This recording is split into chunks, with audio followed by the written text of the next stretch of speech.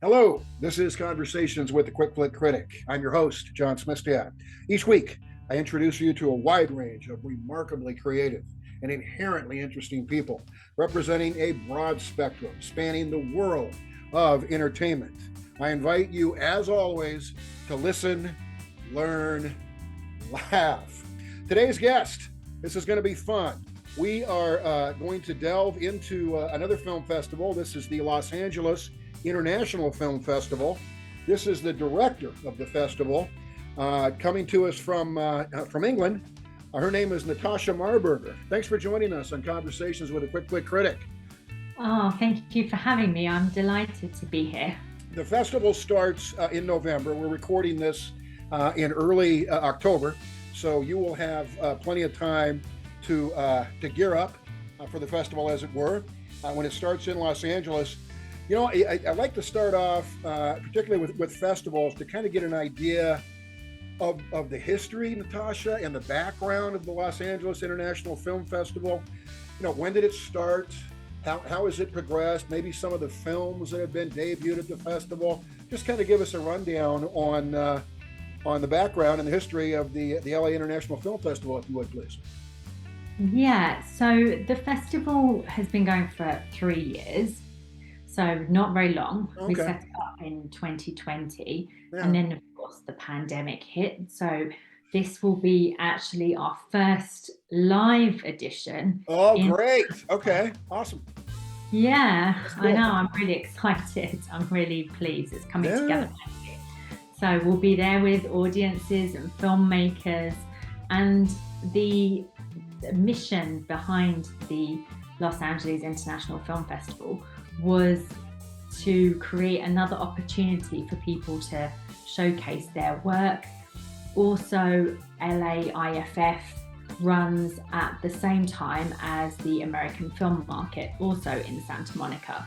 So it's a great opportunity for filmmakers in LA and internationally as well to really understand the film industry and showcase their work in the right place at the right time. Boy, no kidding.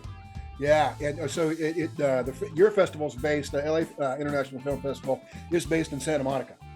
Yes, it's based in Santa Monica.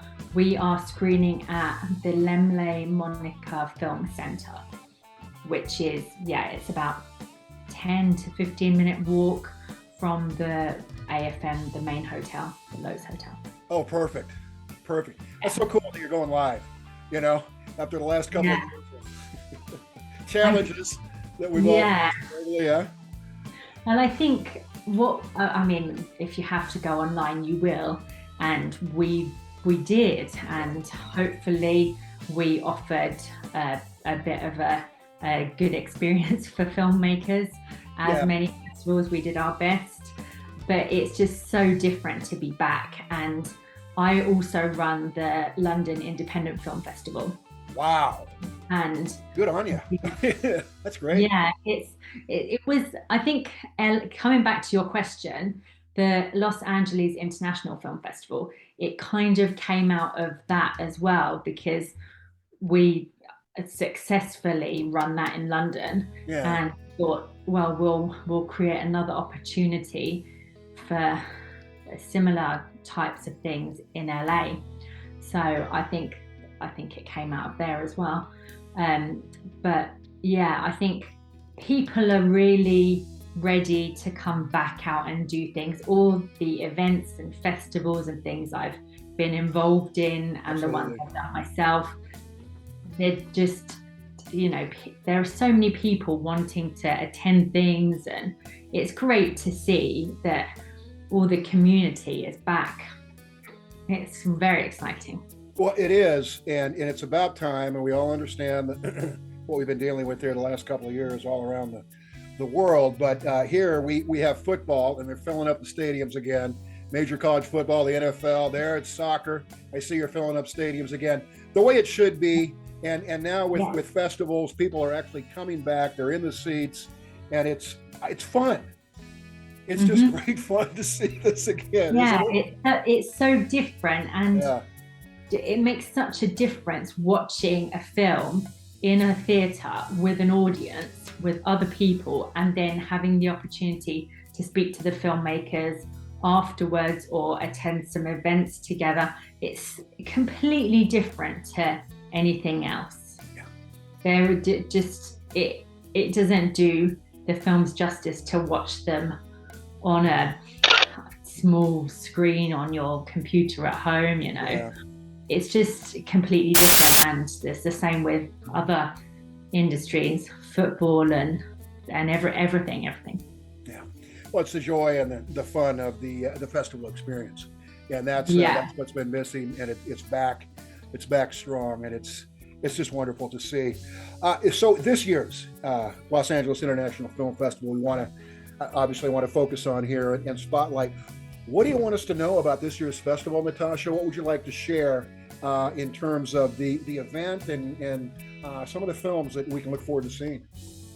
Yeah, so we run the 1st to the 6th of November. We will be having, alongside the film program, we will also be having events such as opening night party, and then we always have a closing night awards ceremony, or in this case it will probably be closing afternoon, because we have films on and afterwards and we don't want it to clash. The closing film is, as you know, MONTREAL Girls. Right. And that's directed by PATRICIA. We're really excited about that one. And we also will have something that I started in London this year at the London Independent Film Festival. We had a kind of a speed pitching event where selected filmmakers would pitch ideas to industry professionals, and we're hosting that again in Santa Monica in LA, because the idea for me is with a festival, you have to do what you can to support independent filmmakers. Yeah. So it's a good way for people to really not only showcase their work and see some fantastic films, but also for filmmakers to meet like-minded fellow filmmakers and to collaborate or to learn something in the process as well. You know, clearly independent film, you're passionate about it. This matters to you. Where did that spring from? You're committed. These film festivals in London and LA are your babies, but it started before that, right? Yeah, well, my background is as a producer, actually. Okay. That's my other job. Other jam. Okay, yeah. Yeah. But so I'm passionate about having opportunities and really being able to take the next step as a filmmaker, because I know how hard it is, and I've seen it from the other side. I know what kinds of things we need more of and what kinds of events are beneficial to filmmakers. So I think I've got a unique perspective because I see things from both sides. Yeah. And I think that really helps. And then, I don't know, before that, I always wanted to be a filmmaker. So that's way back when. Yeah, but a common story, particularly with the film festival directors I talk to, but they need to be involved in the craft, right? In the mix, and quite frankly, in the magic, which kind of takes, you know what I mean? Yeah. Yeah, and I think there's with the film industry, there's no right way or wrong way of doing anything. If you're a doctor, you follow certain things, and then you're a doctor. When you're a filmmaker, there's just so many different things, and you don't know what the good things to do, the right things to do, the right people to work with, and then maybe your project fits for some parts of the industry, some audiences, other audiences it's not for them. So it's such a beast to manage, really. There's so many things, and I think a film festival, and what I'm trying to do, is just show different opportunities, connect people, offer some at least ways to learn or ways to connect with others, because then that's one part we can help with. That's very cool. And again, clearly this is close to your heart. Do you remember, and I'm sure you do, when you fell in love with movies, Natasha? Because clearly you have. I have, I know. That's why I do what I do. Where you realize maybe it was a particular film or a moment, this film or this scene is moving me in a certain way, and then it just kept building from there. It's like, I really dig motion pictures, right? Yeah, I think for me, it's hard to say one specific moment. Yeah. But I grew up watching a lot of the 80s kind of, things like Jaws or Gremlins or E.T., Yeah. all the kind of the effects, the practical effects. Right. And I thought that was really exciting and really interesting. Yeah. Obviously, we've moved on and things have changed from that specific thing. But I think it's always been interesting to me, the kind of making magic out of nothing, like creating something. Yeah. And that's what attracted me to film in the first place. And then as a filmmaker, I support other filmmakers, and I'm a producer, so I work with people and I really kind of shape projects and people and promote stuff. And I think then it's just another evolution where then I'm doing that same thing now with the festivals as well. A lot of time people spend hours alone doing editing or writing or whatever it is, and it makes such a huge difference when you then have people together in a space, because then you're like, actually there's more of me, I'm not completely alone, there are other people who do the same thing. It's almost like an out-of-body experience, because like you say, it's a lonely endeavor, creating. We're not asking anybody to feel sorry for us as creative people, but it is. And then you sit down with a bunch of people, like you say, like we're doing again now in these theaters, and like people are actually watching this thing that I created, and they seem to be enjoying it. It just kind of takes them to a different astral plane almost. It's like, is this happening in my life? It's amazing, and it's such a magical moment to see that and help make that happen. And that's why we're here, you as well. It's why all of us are here. We're supporting and celebrating each other. Natasha Marburger, thank you so much for being with us here at Conversation. Thank you for having me. It's been fantastic. Good. Folks, that is Natasha Marburger, who we've been speaking with here for the past several moments, and she is the director of the Los Angeles International Film Festival, which starts on November 1st in Santa Monica, California. Check it out, because I have watched the closing night film, Montreal Girls. That's a hell of a film. So now we are welcoming a first-time filmmaker. This is PATRICIA Chica. She is the director, co-writer of Montreal Girls. Natasha and I were just talking about Montreal Girls being the closing night film at the Los Angeles International Film Festival. First of all, PATRICIA, welcome to Conversations with a Quick Flick Critic. Thanks for being with us. It's a great pleasure being here with you, John. So thank you for having me. Absolutely. We're thrilled to have you. Yeah, Montreal Girls, I've seen it. I think you've read my review on my blog, The Quick Flick Critic. I did. It was a great review. Thank you so much for everything you said about the film and your analysis of it. It was great. What were your feelings going into this movie, Montreal Girls, PATRICIA, specifically in terms of, here are some things that I anticipate and I fully expect as a first-time director, and then some things that occurred, it's like, wow, these kind of surprised me, kind of snuck up on me, but this is something that I will be aware of for the future and be able to to work with effectively, perhaps more effectively.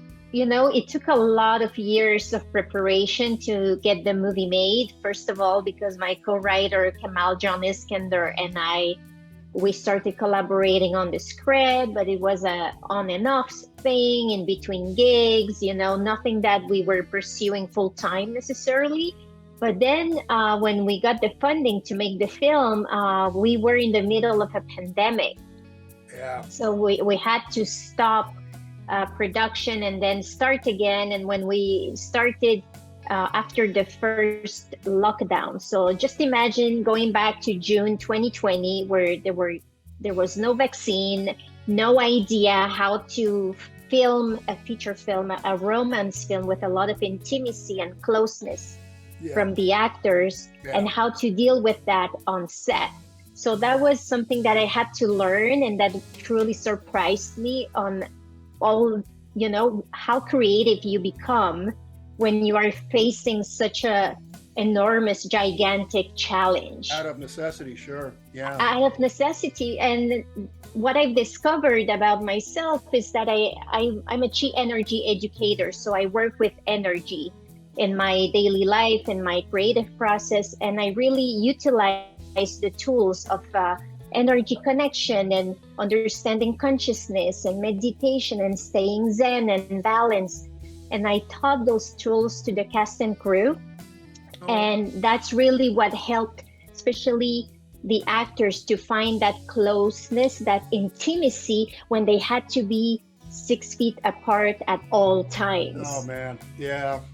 That's but the film is sexy. It's very intimate. It's heartfelt and emotional, and you don't really feel that we suffered or the film suffered from being in the middle of a pandemic, because just setting that intention of staying connected and staying close and intimate despite the distancing, it really helped everyone to go through it. Yeah. Well, I've talked to, obviously recently, so many independent filmmakers. That's who I primarily interview, who've mirrored a similar experience to you, Patricia, where they had to deal with this pandemic. These are the limitations, the way they exist, and you got to deal with them. And it's remarkable to me how resourceful people are, but how resilient and adaptive they are. Rather than say, well, let's just bag it, let's not do it. Putting out a quality project and production like you've done with Montreal Girls, you have to be damn proud of that. I am very proud of my team and how everyone got together to tell this story. And I couldn't have done it on my own, honestly. It took an army, it took a tribe to get this done and do it in the beautiful, harmonious way it was made, with a lot of love and intention. And the actors in it, especially Hakim Brahimi, the lead actor, he was not an experienced actor or even a trained actor. I'm really surprised by this. Yeah. So he really accepted to be trained by me for a full year before we started production, so he could learn how to become an actor and how to, find the authenticity without being in his mind, and to really allow that trust to be embodied in his performances. You mentioned Hakim Brahimi. He was so natural, and you read my review. In my review, this is an odd word to use, and it probably doesn't make any sense, but the word that kept springing to mind for me about Hakim's performance as Rami is pastoral. He's very peace instilling. His face exudes peace. And you watch him in the middle, really, of all this turmoil, Patricia, and the way that you created and presented the story to us. The point for me of Montreal Girls is you get one go-around on this earth. You get one chance. Are you doing what you want to do? And he realized, I'm not. Or I'm about not to do what I really want to do. And he makes that decision. But talk about, if you would be, please, specifically Hakim's performance, and then his character, Rami, realizing a lot of things about himself and his life and his future in Montreal Girls. Absolutely. And I love that word, pastoral. You're the only person actually who has ever mentioned that word. And I was very intrigued by the intention behind it. But it's so true that the performance is authentic, and it almost to the level of being spiritual towards the end of the film. Yes. So the actor and the character, they went through this transformation, this story arc of this journey of discovering who he is and honoring his own beliefs and the way he wanted to lead his life despite his family and especially his father not wanting him to do what he's supposed to be doing. Yeah. So that self-discovery is very predominant in the performance that Hakim Rahimi gave. And I believe it's working with the energy techniques and just filming him in chronological order as much as possible. So he really lived each step of the way in the order that it was supposed to unfold. And because he was not a trained actor or didn't have necessarily that experience on previous bigger roles or any role of this magnitude, I had to treat him almost like a documentary subject. Yeah, I understand. Yeah, so sometimes I told my cinematographer, just start rolling the camera, and I was just like telling him, roll the camera, to capture that moment. And then at the end of the take, we just did the end clap because I didn't want Hakim to be aware that there were cameras rolling or the sound was recording and the clap and calling the shots. We just started following him around in some moments, especially the most emotional, deeper moments where he had to cry. And I just had to allow him that space to get into the moment that would lead him to cry and not just call action and expect him to cry. So it was working on eggshells almost with a person, a real human going through all this turmoil.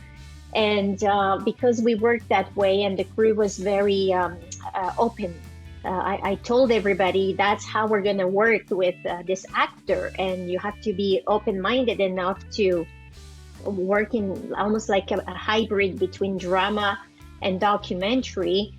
And we ended our days on time, believe it or not. It's not like it took longer. Actually, it took less time just to allow him the space to be in the moment, capture the moment, and that's it. You don't need to repeat the take because the moment is authentic and truthful.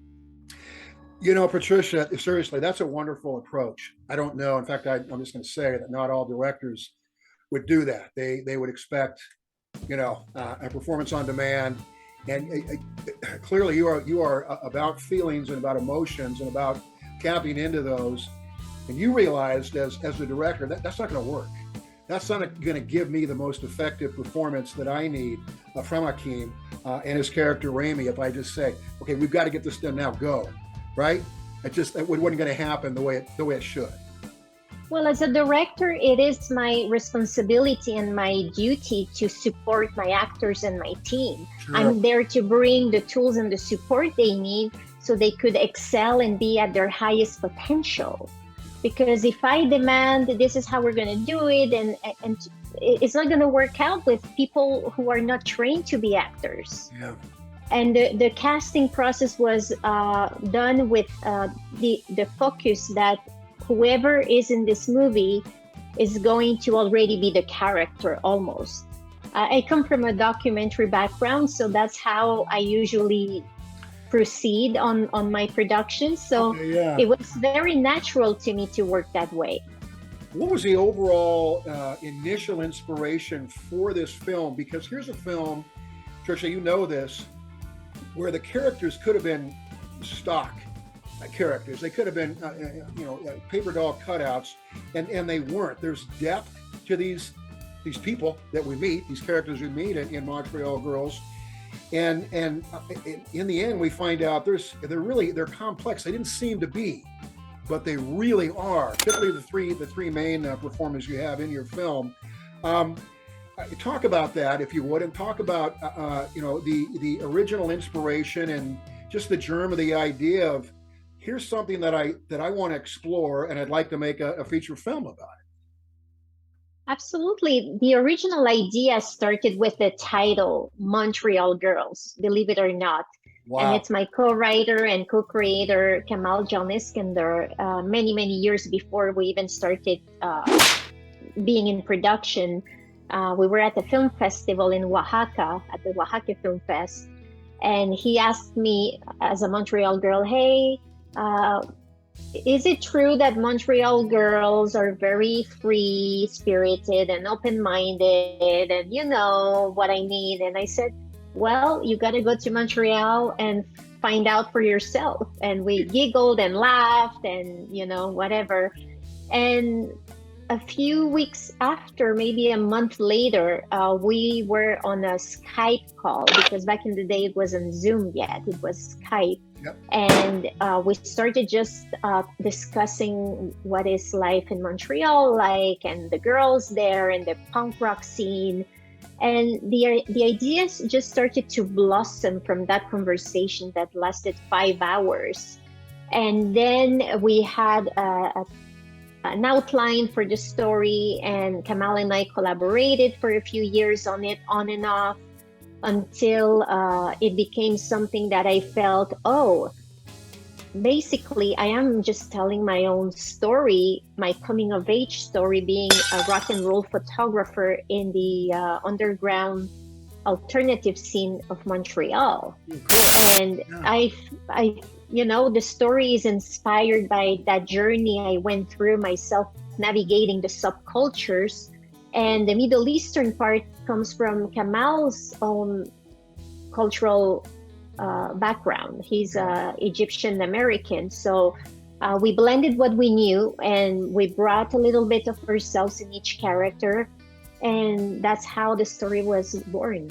It's a labor of love. And you know, when you work with love, when you love what you do, the results are always authentic. They're real. And whether people like it or not, it doesn't matter to me, because I know I gave it all. And I know that as a storyteller, I'm here to inspire and empower audiences worldwide so they can find for themselves what they want to do and follow their heart. That's really my purpose with filmmaking. That's wonderfully stated, and obviously very genuine. Patricia, wow, you're going to come back briefly for my after show on my YouTube channel, but I've really enjoyed this conversation. Thank you so much for being with us on Conversations with a Quick Click Critic. It's wonderful, and thank you again for your great review, and just identifying the character as being pastoral. You're the only one who have said that, so that's very original. Again, thank you very much. This has been a blast. Again, the film is Montreal Girls. We have been talking with the director and the co-writer of the film, and her name is Patricia Chica, and she is in Montreal, so she knows from which she speaks. Before we go, I always have to thank Bruce Drelkel, who plays all the music for my show. Just a master musician. Bruce, thanks for doing that for the show. You can find Bruce's work and his music on his YouTube page, which is The Gig Farmer. Go there and see what Bruce is doing music-wise. It's astounding. So that'll do it for this edition of Conversations with the Quick Flick Critic. I am your host, John Smistad. The show live streams every Tuesday at 7 p.m. Eastern Standard Time, only on Rude Rangers TV. You can also watch the live stream on really any popular platform that where you get your live streams. We're talking about Roku, Amazon Fire TV, which I ask that you watch specifically on those two platforms, as my ratings are based on viewership on Roku and Amazon Fire TV. So until next time, as a reminder, like you need to be reminded, but I don't think that we can instill this in our soul enough. Listen. We listened today. Learn. We learned a lot of things. And of course, as always, laugh. Thanks again, folks. Goodbye, everybody.